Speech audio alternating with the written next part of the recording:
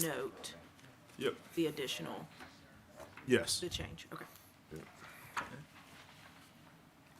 Okay, And so I guess kind of the other thing that I did want to point out, there's the no short-term rentals, short-term non-primary rentals expressly not allowed, and then also all development standards associated with multi-unit developments are waived.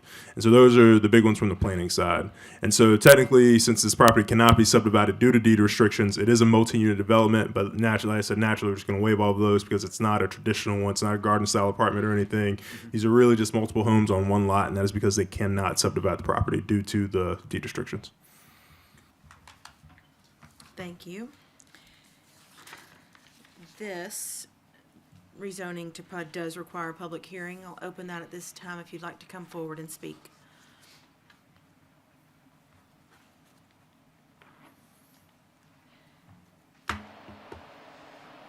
Madam Chairman, members of the commission, again, Warren Jolly. Justice is correct in that this is why we kept two separate zoning applications so that things would not get crossed over from property to property, because each property has different rights. And so Justice is correct on the deed restrictions is really the other property. This property is controlled by the easement with Georgia Alabama Trust. So it does have some deed restrictions. So what the last change was is, just so you know, the Auburn University Foundation's been dealing with this for over a year and a half. We've been dealing with them since November. There's been a lot of attorneys involved with the family, with the university, obviously. So we are trying to mirror everything word for word, just so things can't get mixed up. And that's why we even put them in two separate applications. So it's clear, this property can only have two houses. It can only, you can, do a few things. You can improve the lake and keep it up normal as property. You can't subdivide it. You can't plat it. And these are all things that we've agreed to that are in the Alabama and the easement.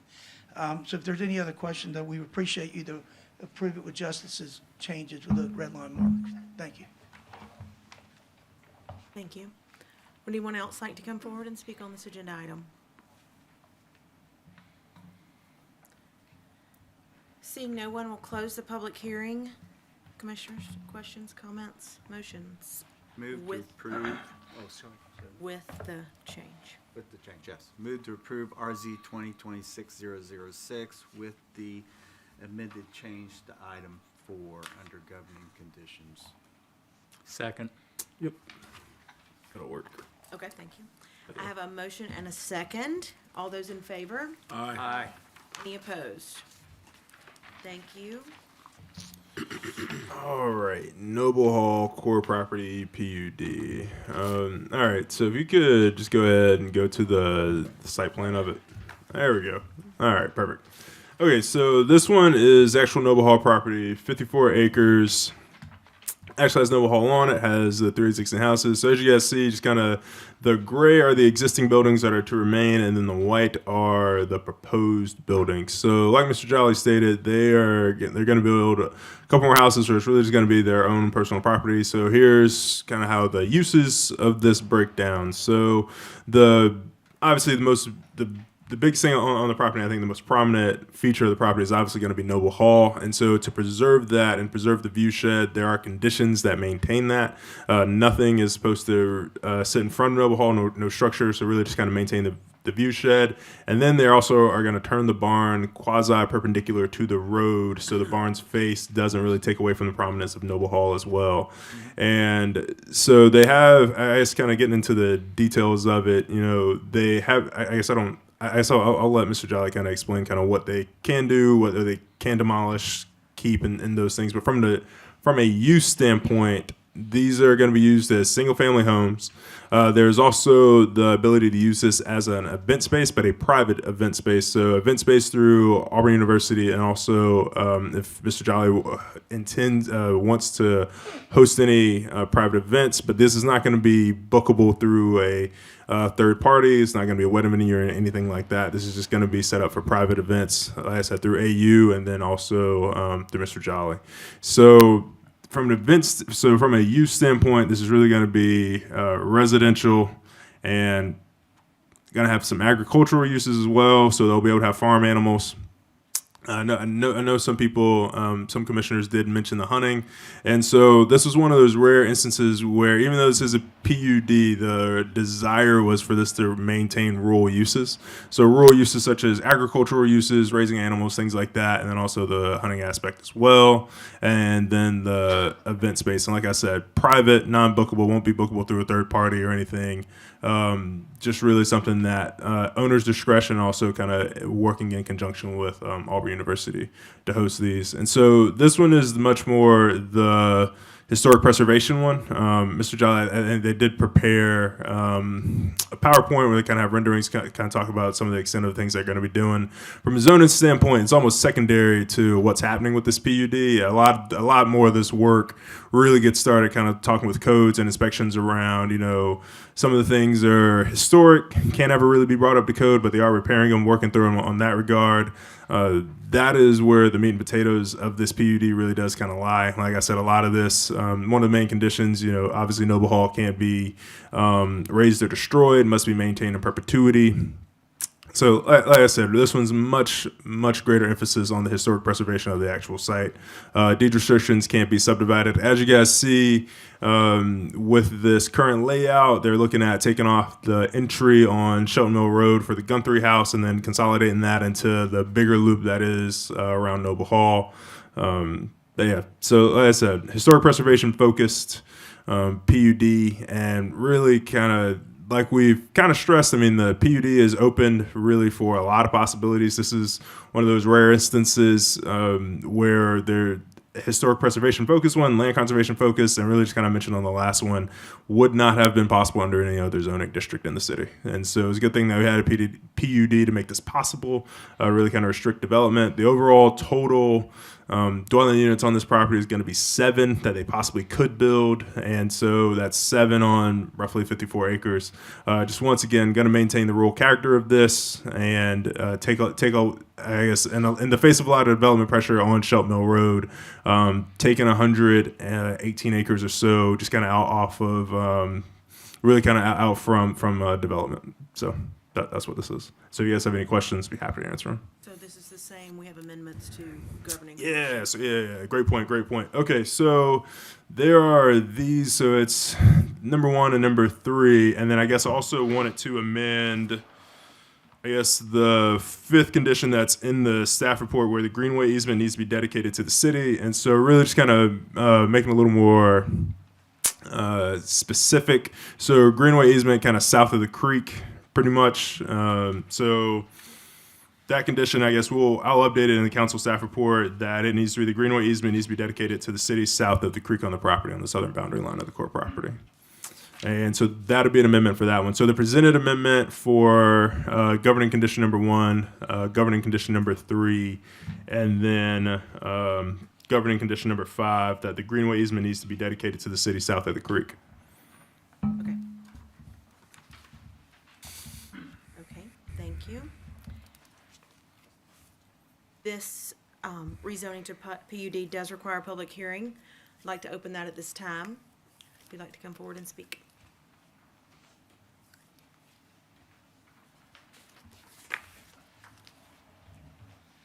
Been a busy night. Good to see you guys again.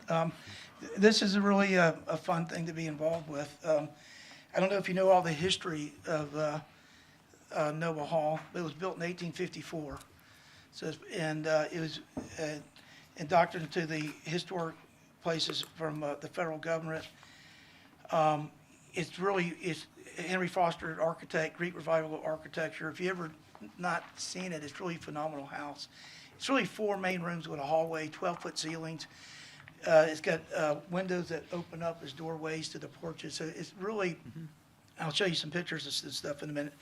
But it was on National Register in 1972. It was actually the first house in Lee County to ever be put on National Register.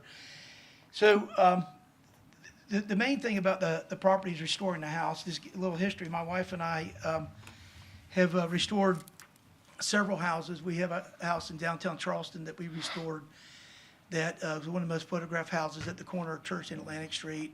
We live in one of the top 5 houses in Atlanta that we restored. Neil Reed and Shutsey did the plans. We're right across from the Governor's Mansion on West Paces Ferry. The house was built in, 1912. The house in Charleston was built in 1724. Also, we gave, I developed the corner of Piedmont, Ponce and North Avenue. Where the old Mansion restaurant was downtown, that was a historic home called the Peters Home, one of the most famous houses in Atlanta. And it was a restaurant. And we gave that house to SCAD, Savannah School of Arts, and they restored it, which they've restored, 2 million square feet of homes in Charleston. It was 5 extinct woods. It's phenomenal. They use it for event facility and other stuff. And that's what we like to do with this property is it's not, it's gonna be a primary residence, but it's not full-time.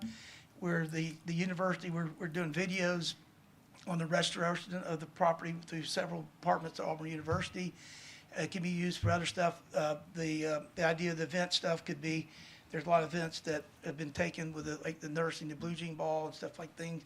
There can be closer to campus. That's what we would look for. If you can show through the slides, Justice, I can kind of show you how it has 3 current houses on it now and several outbuildings. And we have the right, I think that's the other. Yeah, that's the other one. There we go. Go back to the colored one right there. So if you look at, go back, yeah, that aerial. So the big black house, dark house in the middle is obviously Nova Hall. There's 2 buildings beside it. Those are basically 2 of the residents that we want to add, and then there's another one around the road to the left. These are plantation-style architecture. They're low houses. They're small. You can see they're not 2-story. They're not massive. The whole idea is to focus the street and facade to Nova Hall. And if you look at the columns, it's got, fantastic columns. And they've got the square columns on the back, front, or round, and they got the cantilever balconies on the front. And then the barn is also another building approved. There's one more, so there's a house, the Guthrie House, there's a sharecropper house in Nova Hall. So there's 3 houses currently, and we're showing 3 more, so only 1 more could be added for the total number of residences. You can build, we can have the right to build like a garage or outbuilding or storage building next to these residences. Our plan is to, if you can go through some of the architecture in Nova Hall. So if you can look, this is a picture from when it was registered in 1972.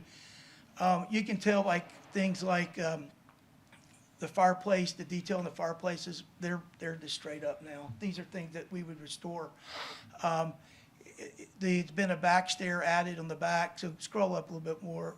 Okay, this is what it would look like when we get finished. So it's stucco, and if you know much about history of stucco, everything was supposed to look like European design, so it looked like stone. So they would stucco it and score the lines. So you can get real close and you can see all the lines, but it's been stuccoed so much you can't see it. So we basically would restore the stucco, replace the shutters, and obviously, it needs a new roof and a lot of other stuff, but, the outside would look like this. We would be taking away some of the things that have been added that weren't to the original house, such as there's a little garage in the back, and there's some, back stairway and so forth. But this is what the end result would look like. Go through a couple more if you don't mind. Yeah, so I guess with the time being up here, if you guys just want to ask more questions, and that way you can get through his presentation. But yeah, he has to respond to your questions now, I guess. Or as we probably have to close the public hearing. Yes. Yeah, I'm sorry. That's okay. Yeah. Yeah, so you're the applicant. I'm gonna close the public hearing. I'm gonna see if anybody else wants to speak, and then you can come back for questions. Thank you. Would anyone else like to come forward and speak about this agenda item during the public hearing? Seeing no one, we'll close the public hearing. And commissioners, do you have questions for the applicant? I do. Great. Yeah. So I'd like to understand the rest of the renovations that you were speaking of earlier.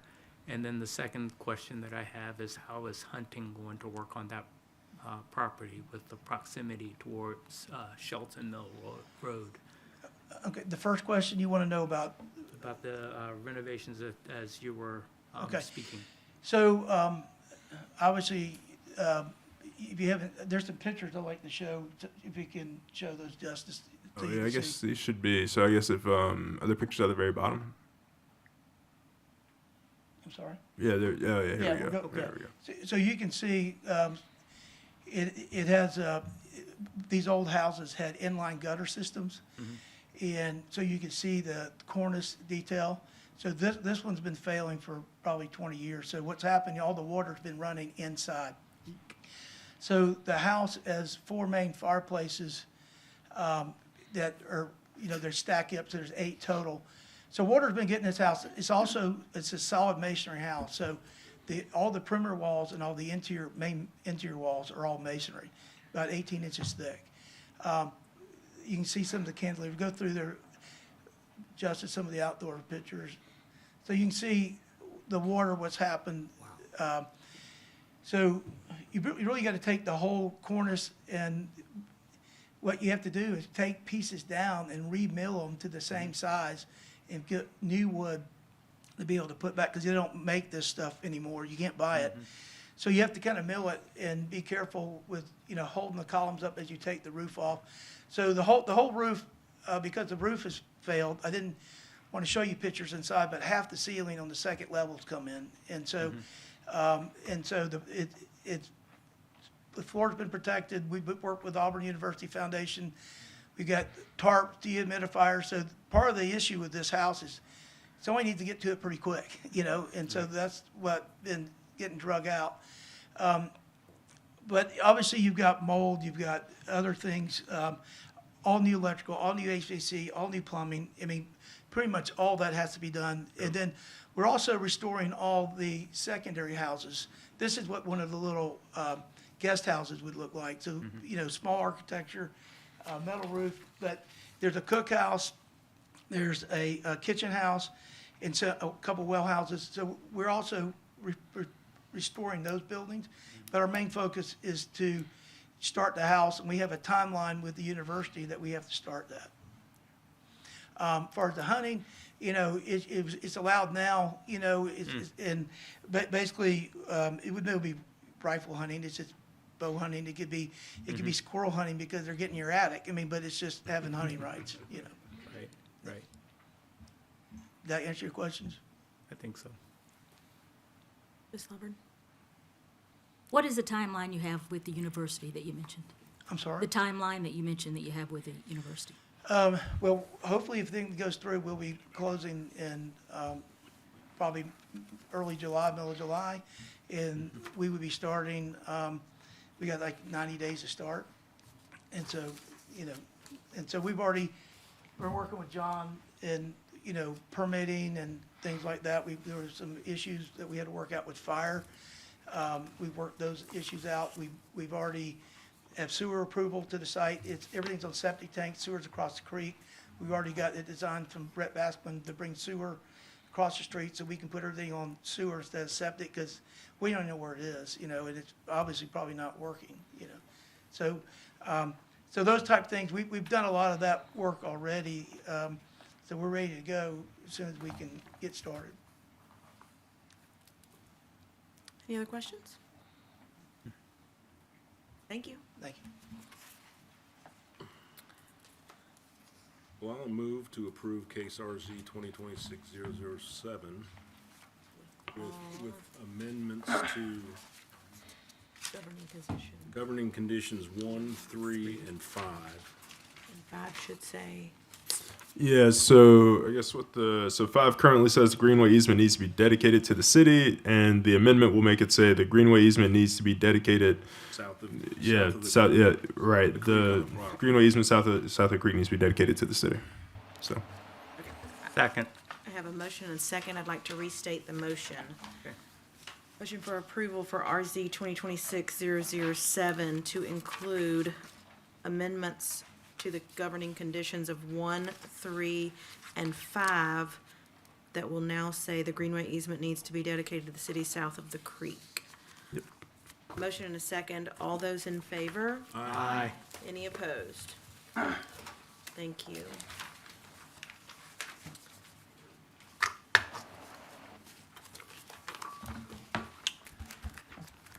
All right. Good evening, everyone. So the next item on our agenda is a request from Hiran Patel. The applicant is requesting a conditional use approval for a commercial entertainment use all others, which is specialty retailer of consumable hemp products. The property is located at 600 Webster Road and is zoned Comprehensive Development District, or CDD. You can see here that the property takes access off of Webster Road. But other than that, I am happy to answer any questions. I do realize that the city code has a barrier stipulation, minimum that you have to be away to have consumable hemp license. I believe the West Auburn Baptist Church, which is to the north of this property, is more than the required 250 feet barrier, so that does meet that, so to say. But other than that, happy to answer any questions. Thank you. This case does require a public hearing. If you are here and would like to speak to the public hearing on this Tiger Spirits hemp, please come forward at this time.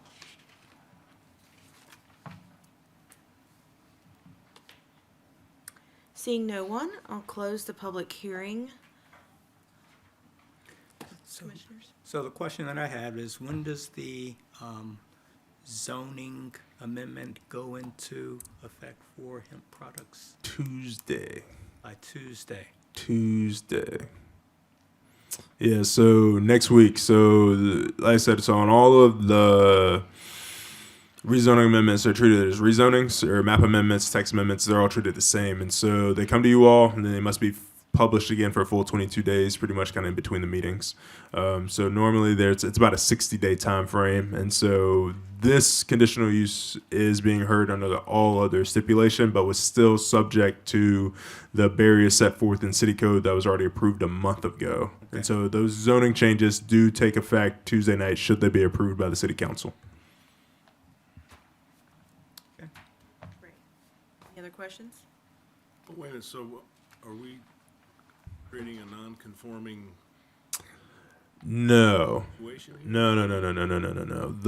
It's not approved already. No. So I guess we had good question. So we had multiple applications for consumable hemp, and staff threw out two of them because they did not comply with the barriers set forth by the city council.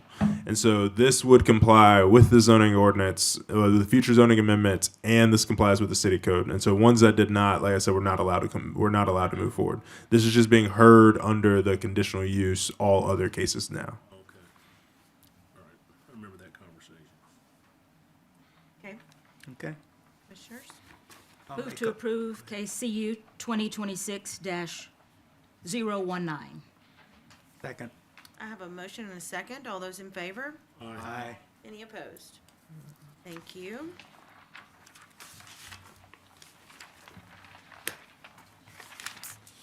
All right. So one of the planners who actually has all of these three cases, he is out today because he is attending his sister's graduation. So what that means is I have the rest of these, except for the waivers. All right. So 527 Temple Street, conditional use.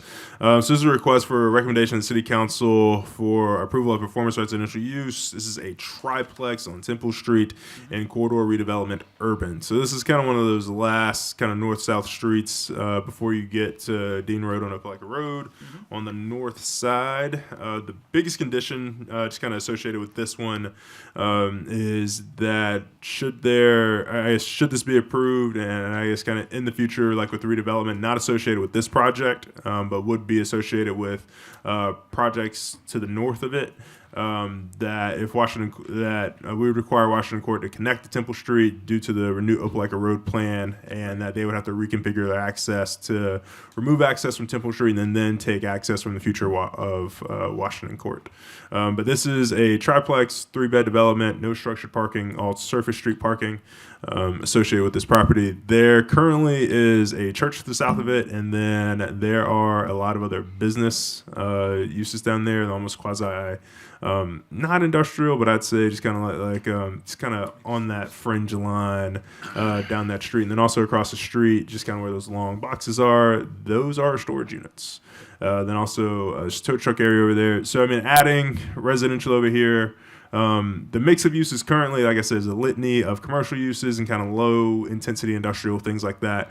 And then this would be just adding multifamily in this area. There was an existing residence here. This is going back and adding density in an area. But like I said, I mean, CRDU, kind of what we envisioned, kind of from a redevelopment standpoint. So that this would make redevelopment like this possible. So why is it conditional? I'm sorry, is it? Yeah, so it's a MUD and a CRDU, so that's why. Okay. This conditional use does require a public hearing. If you're here for this agenda item, please come forward at this time.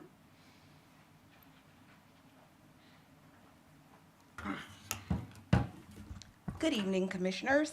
My name is Anika Perry, and I'm here tonight to strongly oppose the proposed multifamily development on the property connected to my church, Lee Chapel AME Church, established in 1926.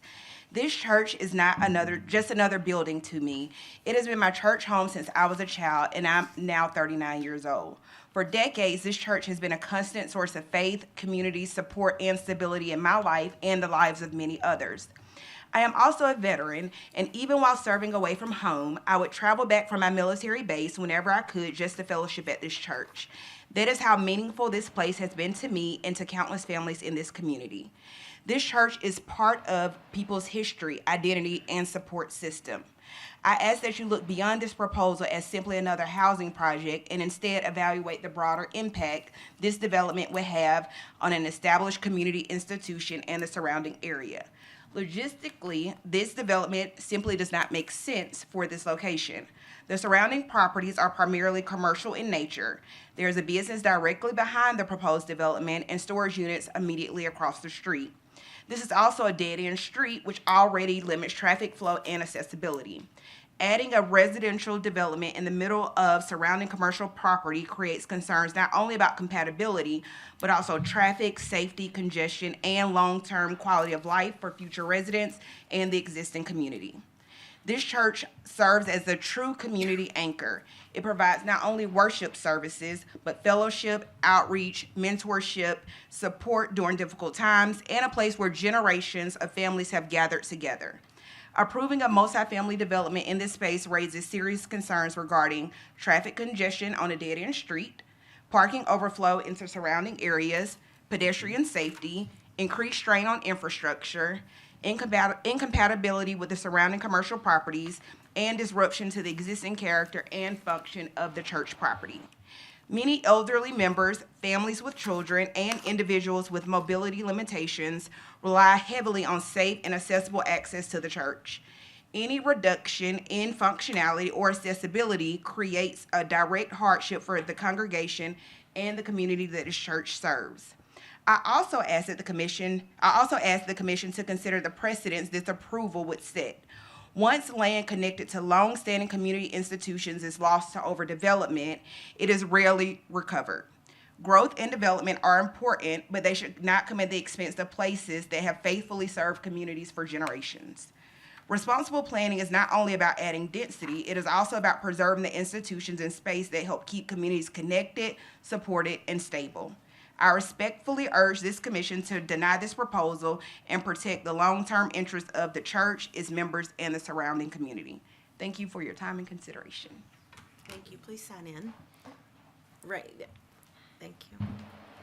Would anyone else like to come and speak about this agenda item? Yes, I would.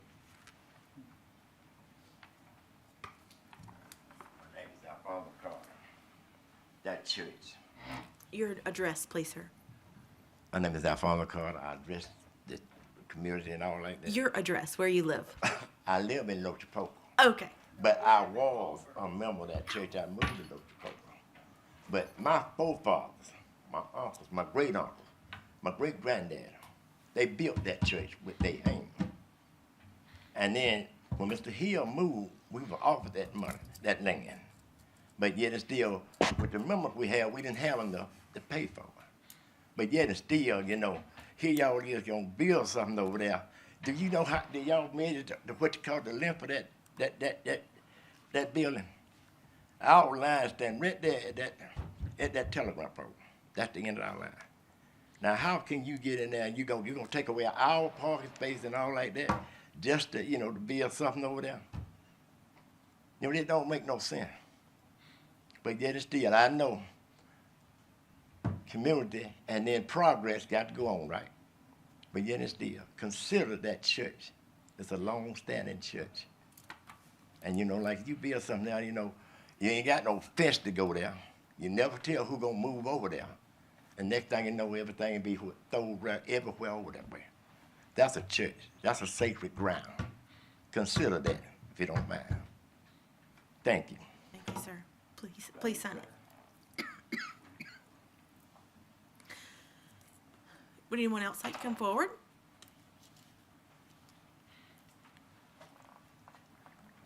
Good afternoon, Commissioner.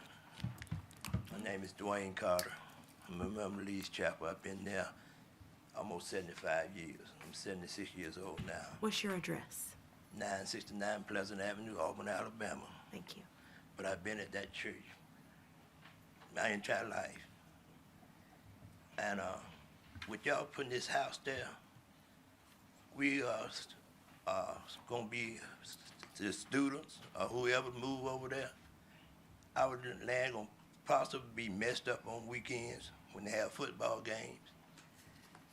We gonna have to clean up before we can have service. If we have service on Wednesday night, we can't get in there. And you got a one-way street, no parking. The only entrance to that end is the church parking lot, the church driveway. There's no other driveway there. It was shared with the other family that was living there. We shared it with them. But if you come in and put another house in there now, and they got to go in there, you're gonna try to use our property to go in there. And then if this tore up, who gonna fix this property? Are you gonna guarantee that we can't go out on Sunday morning and have a yard full of beer cans? Are you gonna guarantee that? Are you gonna guarantee that they won't be tearing up our church property? It's no way you should put a housing unit there. I'm asking you again, as the other lady did, please reconsider this zoning rule. Because we can't not live like this, throwing up a house every little hole you got into.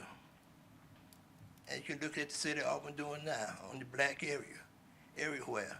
You got a little home in there, little apartment, taking up space that they have nowhere to park but on the street. And then you got traffic jams. And with this one-way street, even if you cut another street through this thing, you still got a one-way street with no way out and no way in. Thank you. Thank you, sir. Anyone else like to come forward?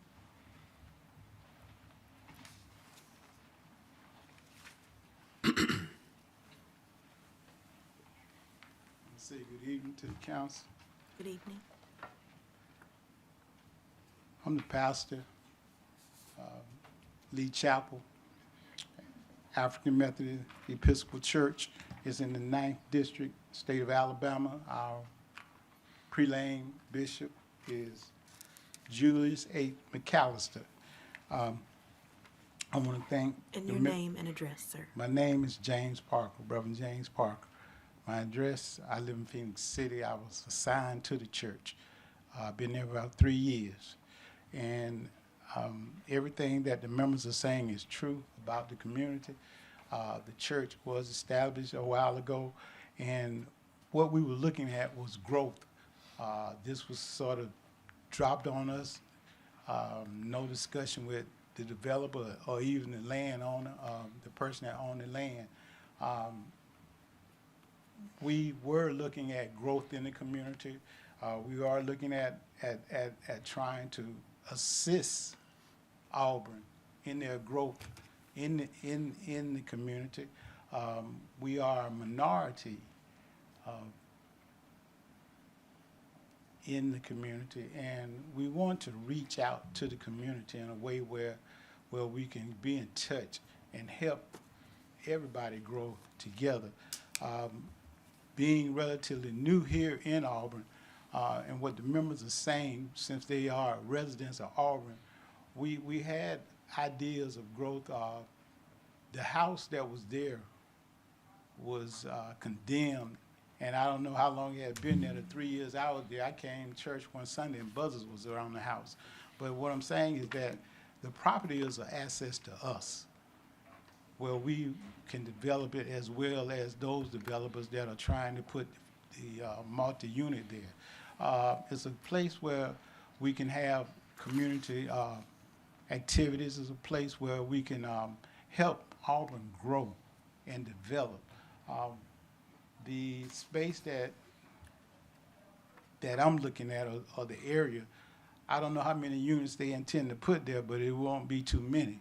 And then the access of parking, as he was saying, the only parking that they may have is on the street, really, as far as now. I mean, unless they buy the building next door, whatever their intentions are.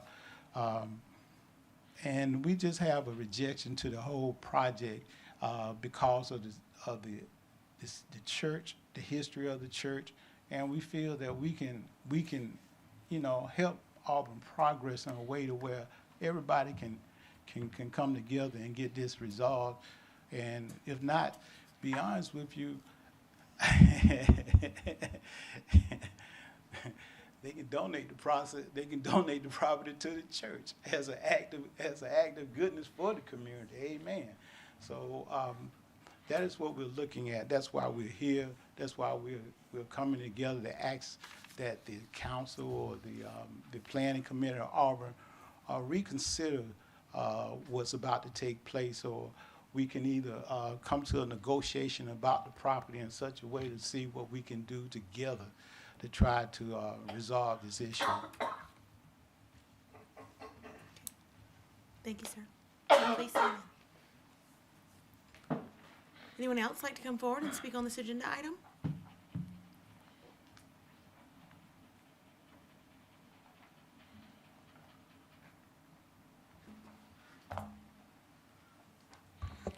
Brett Basquin with the Foresight Group, representing the applicant.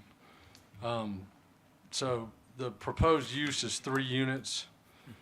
It's three-bedroom units. So traffic is pretty much negligible.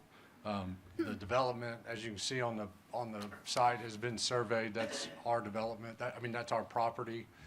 We're accessing the property through our property. Our parking is on our site.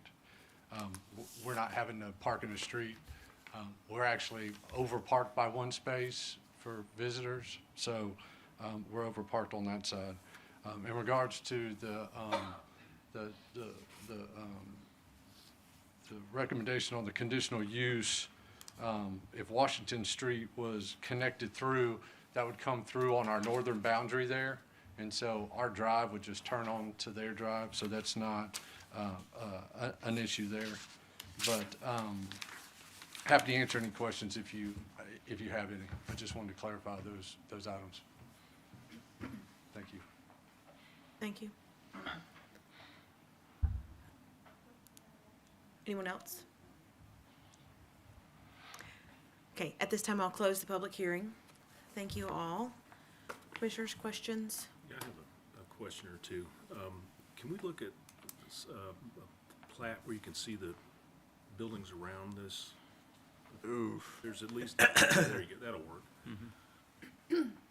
So can somebody show me which, The church is the one. what's the, okay. Yeah, so the church is the one to the immediate south. Like it's the second one off the road on the left side of Temple Street. Understand, but around that, beyond the church, what kind of, I know there's storage on the right, which is all commercial.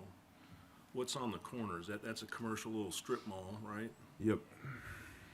And then there's a couple of small houses on the Opelika Road. Is that a private home up there to the Like left? behind the lot in question is what he's. Yeah. So those are businesses, and like I said, so kind of at the very end of the cul-de-sac, just kind of what it is. Like I said, in a dead-end street, it's a lawn service company, and they got like a very big laydown area that extends really far to the back of that neighborhood, and then there's just an active business immediately to the north of this. I guess kind of from the mixed-use stuff, just kind of around corridor redevelopment. So mix of uses, vertical, horizontal, kind of in nature. So like I said, those uses kind of being commercial, some of those really kind of with a focus on it being urban, really kind of looking at a lot more of the suburban road services uses on the other side of Dean Road. This and kind of adding houses around this area, like I said, not really out of the question, just kind of from corridor redevelopment urban. I will say just kind of all of the uses over here are, the residential uses are all conditional versus a place like corridor redevelopment west where they're virtually all permitted. But it's really just kind of it meeting the conditions. And like I said, kind of, I think the things that some of the people who spoke tonight mentioned, just kind of about buffer yards, fences, those things. Those are definitely things within the planning commission's purview. If you guys wanted to add any extra conditions associated with that, I'm sure we could probably get the applicant to comply with that through DRT. So Speaking of, that was my question, was buffer yard and fencing. What is the, So the greatest, I don't want to say the greatest in the city, because the greatest one in the city is the one down in the industrial park over there off Beehive.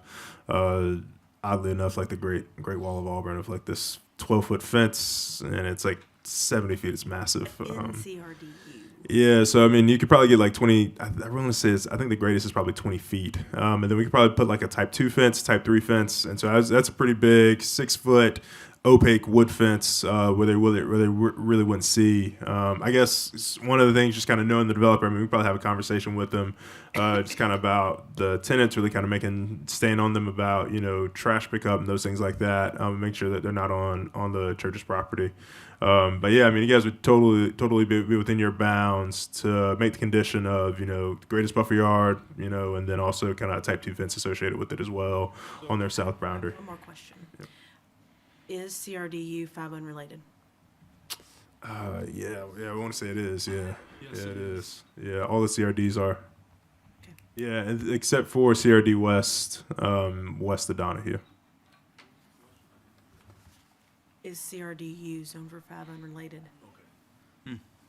What about the idea of, a lot of zoning has to do with compatible uses being next to each other sort of thing, and this seems to be pretty much all commercial, and we're gonna put a residential multifamily unit in the middle of all that? I would agree with you if this was not corridor redevelopment. And so redevelopment does kind of have that weird timing thing with it.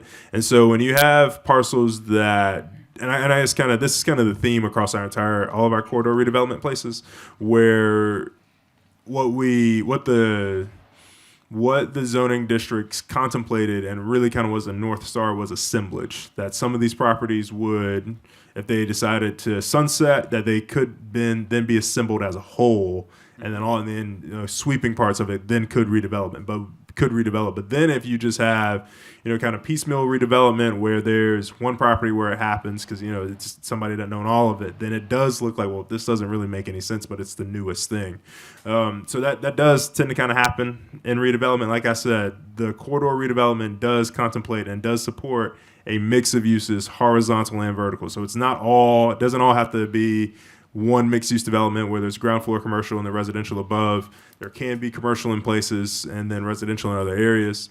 Like I said, I think CRDU urban, like I said, that's the really kind of limiting road service uses. And I think also from a design standpoint, some of the things that are there would not be permitted or allowed there now. And I think that's probably true. Like I said, with the exception of the church, everything else probably on that street, we'd like to see it somewhere else. And so really kind of the thing that would fit would be the residential and the church. And so it's just kind of, like I said, really kind of that whole corridor kind of going down. I mean, you got tire services, things down there, car shops, like I said, it's really going to be like that in those redevelopment areas because this is the first and it's small scale redevelopment. Mhm. So. And are there other other residences in that area? The only thing that I saw was the one house on the 17th No, lot. this is the only one, and so those two small ones kind of fronting up like a road. Like I said, I mean, this is really like I said, until there was a bigger swath of redevelopment, that is what this would happen. I mean, we kind of had this similar thing happen on Glen, like East Glen, kind of in between Ross and Dean, where you got a lot of those single family houses turned into townhomes, but then you got some of those other places over there on the north side of the road. Those are commercial businesses that are also looking at turning into residential in some different areas. And so some places it's a little more noticeable, but I think on this one, this was one of those rare cases where this was the only house on that street. It kind of developed in some, kind of quasi-industrial, commercial area. But like I said, the corridor redevelopment does support the mix of uses, kind of like we're talking about. And like I said, I don't have any issue with you guys conditioning type 2 fence or type 3 fence even, and then going up to the greatest buffer yard possible. I think that'd be something from a geometry standpoint that we'd have to work through on the DRT side. Okay. Then the other question that I had was in relation to Temple Street. It's very, very narrow. Is the plan then to close that street off completely, widen it? No. So I guess kind of the Renew Opelika Road plan. I mean, I think we're gonna have to. It's on the website, but I think we're probably have to put it on the actual map. So one of the things that the Renew Opelika Road plan does contemplate is adding a bunch of back and side streets in a lot of these areas, because what happens is you have a lot of really deep parcels, and it's not really the case on this side of Opelika Road, but when you get further down, kind of where Countries is, where the bank, King Honda, and all those things, those parcels are like 400 to 500 feet deep. Right. And so getting east and west streets to kind of break those up to add some connectivity. And so this is the furthest east portion of the Renew Opelika Road plan, and it contemplated adding street connectivity from the Lincoln Street area over to Temple Court. So it just would add more connectivity. And like I said, it's not something where the city's knocking on doors, kind of making this happen, condemning any land or anything. It's just kind of as redevelopment happens. Okay. Right. And so it's just kind of, it may never happen if that property owner decides they don't ever want to redevelop, or could happen like next. It's just kind of, it's one of those things with kind of redevelopment. And so the Renew Opelika Road plan was adopted several years ago. And it was just one of the things where instead of bisecting the property, it made a lot more sense to just kind of allow it to travel from the being an extension of existing right of way along property lines. Okay, I'm clear. Thank you. Anything else, commissioners? Questions, motions? Okay, I'll make a motion to approve KCU 2026-020 with conditions relative to access on Temple Street, number 1, and number 2, with the greatest buffer yard possible in type 2 or 3 fencing. I have a motion. I have no second. I will second. Thank We you. gotta vote on I have a one or the motion other.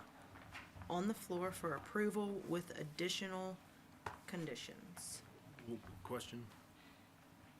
So tell me about type 2 and 3 fencing, what does that look like? Yeah, so the real difference is kind of between type 2 and type 3. One has brick pilasters in it, and so they're both 6 feet tall wood fences, got to be decorative wood, and so I mean they are substantial fences. You're not going to be able to climb over it. You're not going to be able to see through it. We would talk about the fence location to be on the plans. Yeah. And so type 2 or 3, like I said, the only difference in between type 2 or 3 is they're brick pilasters on kind of the columns, but it is a Nice size face the church. yeah, we can we can do that. We can do that. And what does the greatest buffer yard imply? I want to say it's 20. It's 20 or 25 feet. If Katie were here, Katie would text me and tell me it's 25 or something. So Thank you. Thank you. I have a motion and a second for approval with additional conditions of access off Temple. Greatest buffer. well, I guess kind of question. So buffer yard, I guess probably on the south side. Yeah, on the church side. All right. On the church side. Okay, I have a motion and a second with additional conditions for entry and exit off of Temple. 2 or 3 fence, level 2 or 3 fence, and maximum buffer yard on the south side. Okay. Roll call vote, please. Nanette Reese, Yes. Bill Chancellor, Yes. Jennifer Lover, Yes. Vanessa Eccles, No. Joseph Astrup, Yes. Jennifer Stevens, Oscar Mosley, Yes. Walker Davis.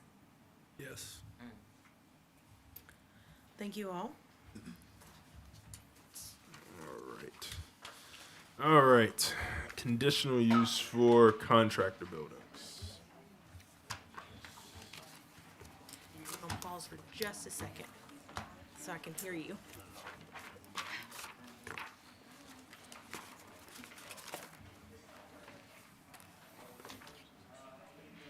Victim of the growth over time. Yep.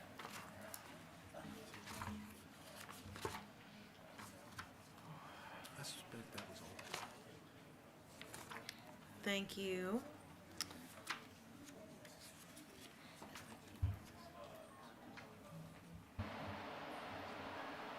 Okay.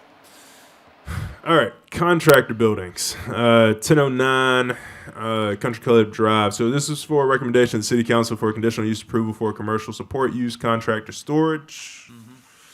All right, so this is zone CRDS, a lot further down, almost closer to the edge of the city limits, which is just past Duke Circle there. So, like I said, we've seen these in the past where we've had varying iterations of them. So some folks look to do mini storage, some folks do. We have the RV storage down there on West Veterans, and then now this is contractor storage. So contractor storage for everybody, and then also I guess we have the ones off of Bent Creek, where kind of workshops for folks, plumbers, HVAC guys, where they got a work truck. This is a place for them to either kind of run their office stuff out of. Not really doing any work on like vehicles or things like that. But this is really just kind of contractor work storage area. Like I said, we're really kind of where they store their work truck. So the biggest conditions with this one, if you want to go to the site plan. All right. So like we talked about in the meeting on Monday, this is a very old area. Opelika Road used to be the Atlanta to Montgomery Highway, and this was platted, I think, back in the 20s or the 40s, where there are 16 individual lots that need to be consolidated before they can move forward. So that would need to be done. That will come back to you all as a preliminary and final. That will need to be done before they can move forward with this. I think we also talked about just kind of some parking lot screening that they'll also need to comply with. And then normally driveway spacing is an issue that would prevent this, but due to the road classification of this, that is not a concern on Country Club Drive with this being a dead-end street. And like I said, this has to do with the road classification. And then I wanted to get to, so 15-unit commercial rental building. So, like I said, just where guys with work trucks will work out of, like I said, from either an office use standpoint, but won't really be something where it's going to be any outdoor, car, automotive, heavy, intense things like that. Really just for guys with work trucks to kind of store their vehicle, have their office out of, or store their tools and equipment, pretty much. Kind of where they start the day, end the day. Idea. This will be all covered and closed. Yes, that is correct. And so if the applicant would like to speak to it, I know the property owner, he has additional rules that he likes to enforce at these type of businesses. He has others, and he is expanding this, but he has very strict rules on uses, very strict rules on hours of operation, very strict rules on what types of activities can go on as well. And then also the other condition is that there cannot be any residential inhabitation of these units. That was another condition that we've made of other contractor store places and other RV storage places as well, that these cannot be used for full-time residences. Has that been some kind of problem or issue before that needs to be stated? I don't want to alarm anybody, so no. But it is it is something that has come up in other places where folks do live in things like this. I'm sure folks have seen viral videos of or TikToks of things of people living in storage units, people living people live in all sorts of places, and it's one of the things that we state as condition, but also I think that's something that the property owner would be very invested in making sure is not the case. Great question. Just curious. And I think part of that is also, and it's not really something where, applicants are trying to deceive us. I think it's one of the things where, people get an RV storage and they'll have an RV rental there, and it's like, well, like I'm here, I was partying all through the night, and then all of a sudden, 2 weeks later they just live there. So like that has happened in situations, and so it's one of the things that we try to state up front, because I mean, when you look at these things, they are big enough units, they have bathrooms, and so for some people, I mean, that's just enough for them to kind of get by. Of all I need is a bathroom, look at this space, and so, but that's not what we want. So it's going to be a condition that we enforce. This does require a public hearing. If anyone would like to come forward with the conditional use of this agenda item, please come forward now. Seeing no one, we will close the public hearing. Commissioners? Move to approve CU 2026-022. Second. I have a motion and second. All those in favor? Aye. Any opposed? Thank you. All right. 424 Harris Avenue Townhomes. All right, so this is for a recommendation to City Council for a conditional use approval for performance residential use. These are townhomes at the confluence of Harris Avenue, Maddox Street, and Spring Street. And so this is zoned RDD. And so this property actually kind of went through a bit of a metamorphosis. They came in, wanted to do one thing, duplexes. They had a bunch of variances they were going to ask for. And when we talked about it, it was like, well, you really could just do townhomes. And so it's really just kind of a product of townhomes are really the only housing type that has an urban lot minimum with 1,800 square feet. So the minimum here is 5,400 square feet that you need to really work with to get 3 townhomes in. And so the lot sizes are big enough. And I guess kind of the other part about townhomes require parking be on the lot. So you can go to the site plan. So then that brings me to another point. So I know you guys mentioned, is it okay for them to have people backing out onto the street? Once again, due to the road classification, it is a low enough intensity that them backing out onto the street is not of a concern. So townhomes, as you guys see, there's lot 1, lot 2, lot 3, and this is kind of one of those rare areas in town where they don't really run into a higher intensity road where this does work. The configuration, this does meet the definition of the townhome. There's a stipulation and a condition that they will need to dedicate right away on, I guess, the upper left portion, kind of where that curve is on the left side.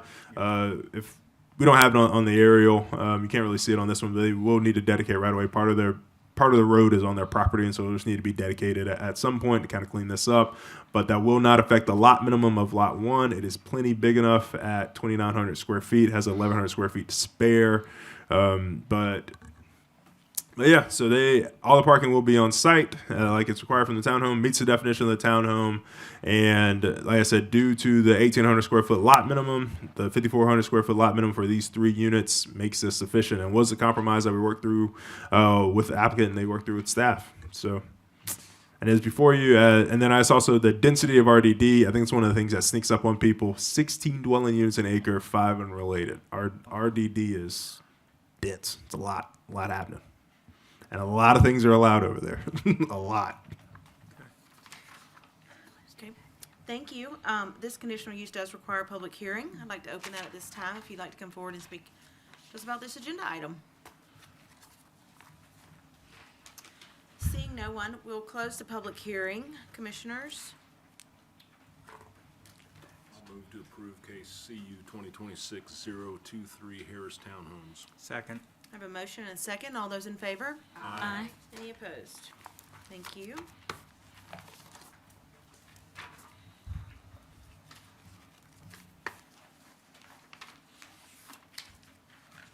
Guess I'm up. You're up. This is a waiver request to the subregs, and this is to a request of bond extension. This is Silos at Conway, the subdivision off Wire Road. The subregs currently give you 4 years to complete the development. That time runs out for them on June 22nd. Y'all have seen some of these requests in the past. We see less of them now because a couple of years ago, y'all amended these subregs to extend that 2-year time frame to 4 years.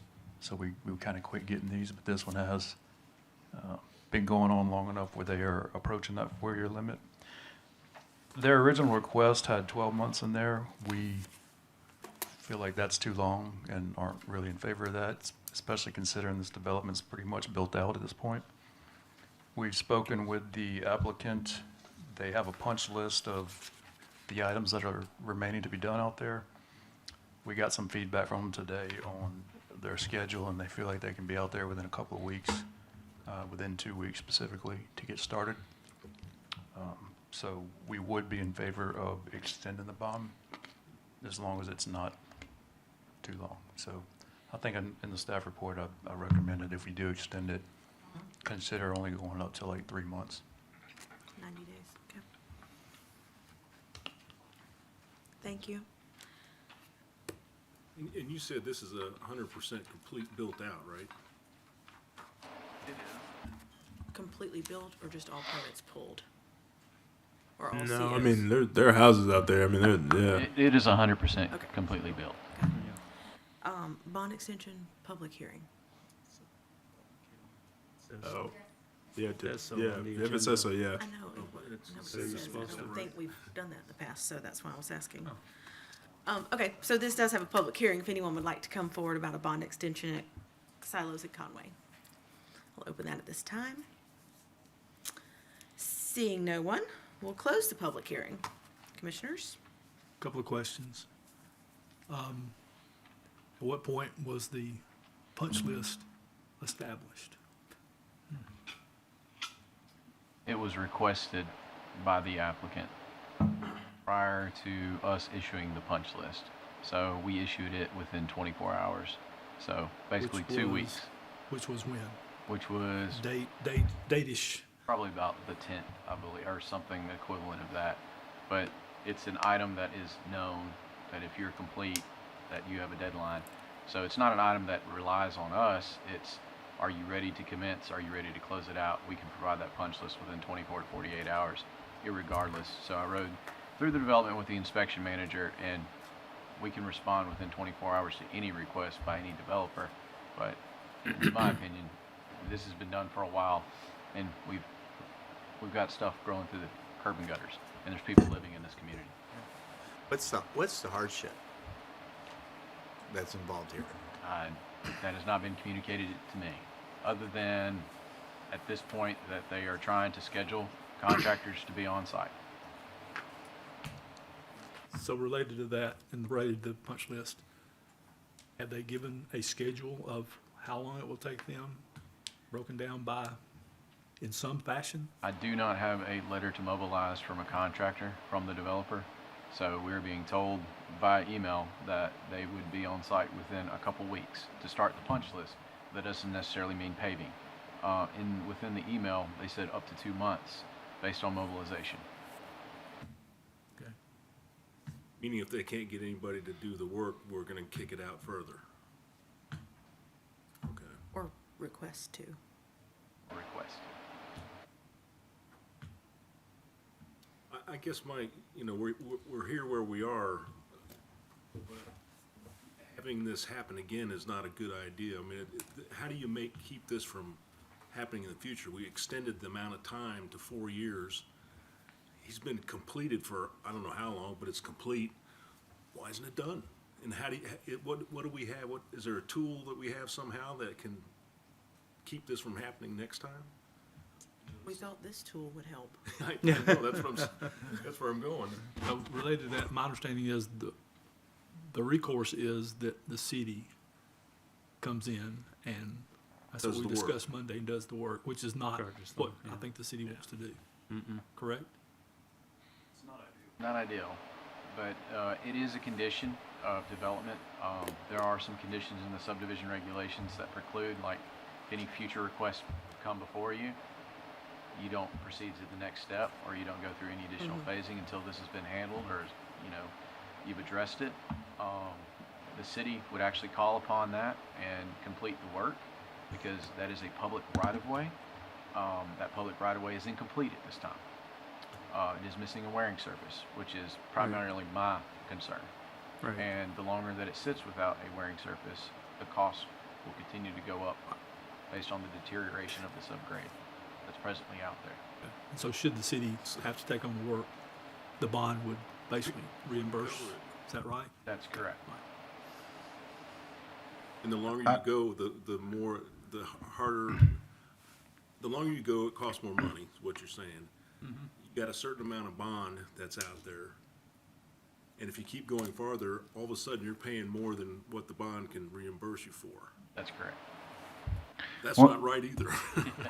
One point I want to make, and Michael, Dan can correct me if I'm missing any of this, and I can't remember the exact percentages, but currently our requirements state that they cannot put the final wearing surface down and put the completion down till there's a certain percentage built out. Meaning for that is while they're actively developing, we don't want them tearing up the road and then, That you know, makes us get that.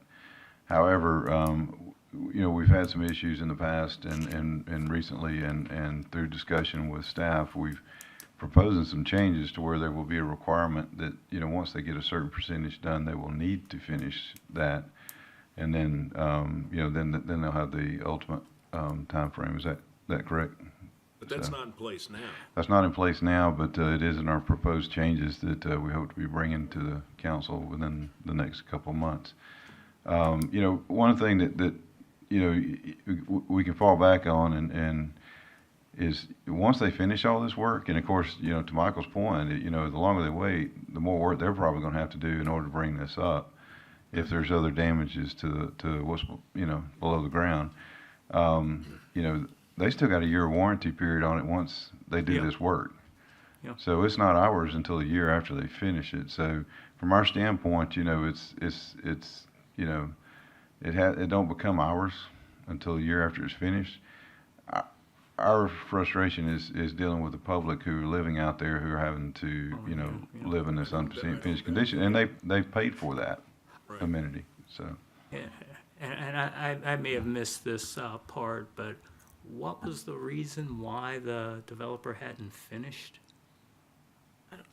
They said they had not been given one, is what I feel like. I'm sorry, no, how come the developer knows the work has to be done? Is there a reason why after 4 years, or is the developer here, or, oh, there we go. Yeah, Blake's here. I'll try to answer it. You got a straight man. Yeah, it's not necessary. This is a Stone Martin development. Uh-huh. And we haven't heard from, and so we're the engineers.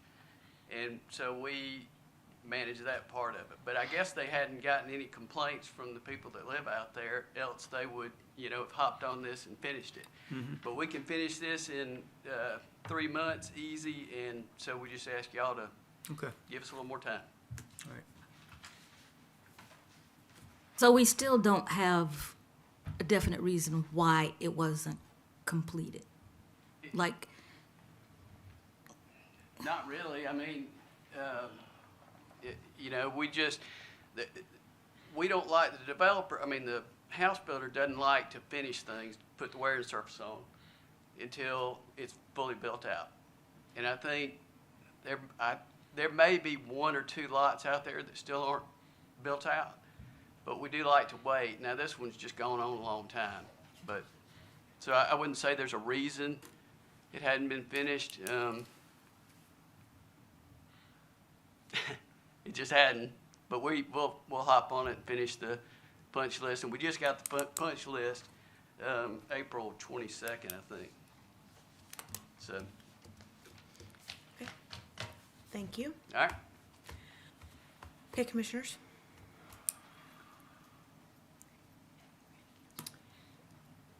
If an extension is granted, does that start on June 23rd or today?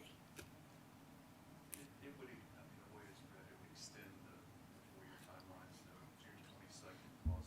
Got it. Plus 2 Perfect. months. September, okay. Yeah, I want to make a motion. You know, we are in this situation, and let's just get her done. But if there's some way to figure out how to keep this from happening again, that would be useful. So I move to approve case WZ 2026-004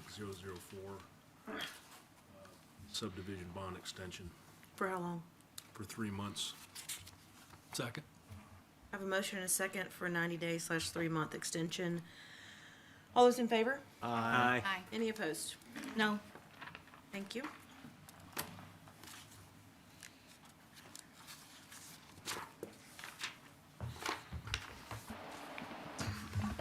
right, on to our last two cases for the night. So this is another waiver request. This is from the applicant Dolores Ogletree.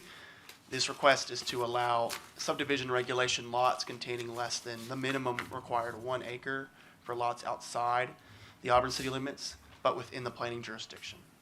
The property is located at 189 Lee Road 667. So you can see here, we're pretty far out west, I believe.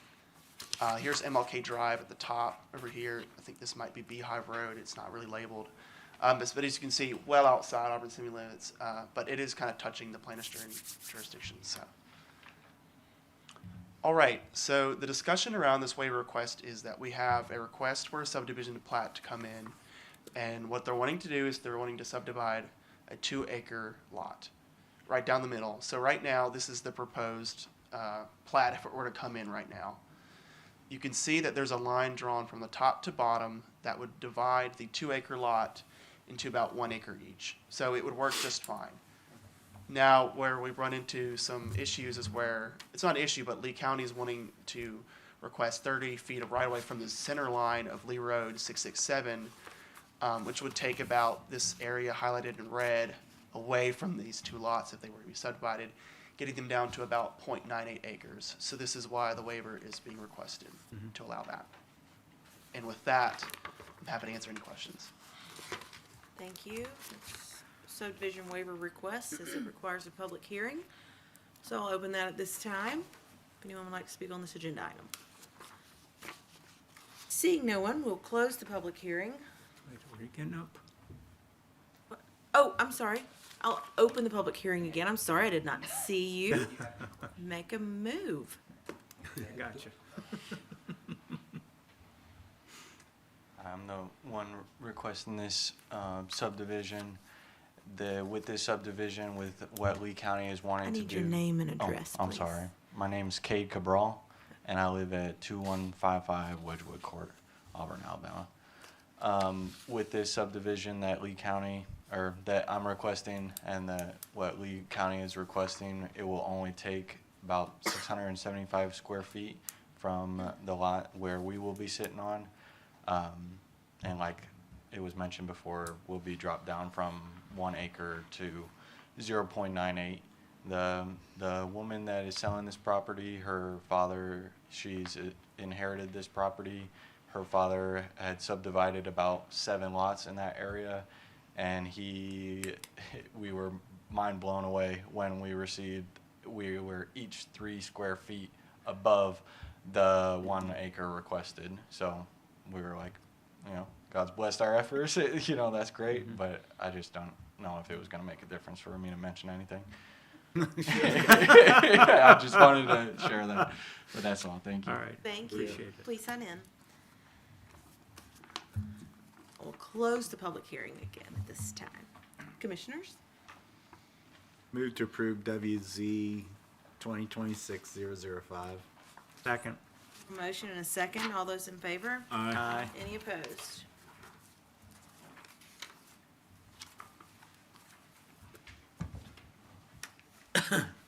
All right, so the last item on our agenda is also a waiver request. This is a request from Johnston Hayes LLC. This request is to allow subdivision regulation lots containing less than the required 3 acres for lots outside the Auburn city limits, but within the planning jurisdiction, as well as the optimum boundary. The property is located at the northeast corner of this intersection of Lee Road 19 and Lee Road 20. So, as you can see in the prox map here, we're about, I think at the very north of this prox map is the Greens Apartments off of Sand Hill and South College. So the property here is just south of that at this intersection. All right, so this discussion regarding the waiver request is that the applicant would like to subdivide a parcel of land into 3 distinct lots. Now, 2 of the 3 lots meet the distinct 3-acre lot minimum that we require within the optimum boundary as well as the planning jurisdiction. But now you can see here, I know there's not really a zoom in feature, but lot 3, if this was allowed, this is the proposed plat, would be 2.96 acres. Because what's happening here is this highlighted yellow area is a easement that was accepted by the Auburn City Council March 17th, 2026, to dedicate 30 feet of right-of-way from that center line of Lee Road 19. So doing so is going to make that lot 3 0.4 or 0.04 acres under the minimum. So, and with that, I'm happy to answer any questions. Thank you. This good. Thank you. This does require a public hearing. I'll open the public hearing at this time. Seeing no one, I'll close the public hearing. Commissioners? Move to approve WZ 2026-006. Second. I have a motion and a second. All in favor? Aye. Any opposed? Thank you. Do we have any other business? Yeah, so if we could just go back to the contractor storage and just kind of, I don't know if we adopted it with the conditions. I think we just, yeah. I'll make that motion. Yeah, so just make a motion to reconsider that item and then make a motion to then add the conditions and then I just make the motion then with the conditions. So reconsider and then make the motion with conditions. I need a motion to reconsider CU 2026-022. So moved. Second. Thank you. All in favor? Aye. Any opposed? Okay, so our next agenda item to approve is CU 2026-022. Conditional use. Conditions. I need Yeah. a motion with conditions. I'll make Yeah. the motion with conditions to approve case CU 2026-022. Second. Yep, and those motions, and those conditions were no, it was going to be no residential inhabitants. I have a motion and a second. All those in favor? Aye. Any opposed? Thank you. All right. I don't think I really have anything else. I think I introduced our new principal planner on Monday. This is her first meeting with us. I think the other thing, like I said, I'll have just kind of updates just kind of throughout the summer for you all, just kind of as we progress through some of the zoning rewrite stuff. I guess the biggest thing is that we are breaking out the moratorium zoning districts. So UNW and Urban Core, those are ones that we are fast tracking, really trying to get answers on. And so as we come up with developments, I will have information for y'all. That's all I got. Move to adjourn. Second. All in favor? Aye. Any opposed? Thank you.